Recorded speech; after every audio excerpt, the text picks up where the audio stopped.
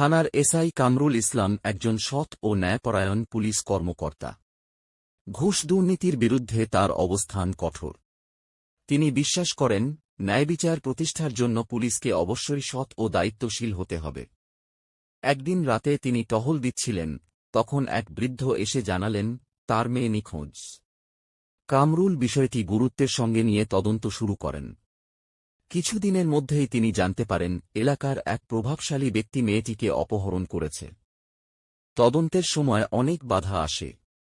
প্রভাবশালী সেই ব্যক্তি কামরুলকে হুমকি দেয়, বড় অঙ্কের ঘুষ দেওয়ার চেষ্টা করে। কিন্তু তিনি সত্যের পথ থেকে সরে যাননি। কঠোর পরিশ্রমের পর তিনি মেয়েটিকে উদ্ধার করেন এবং অপরাধীকে গ্রেপ্তার করেন।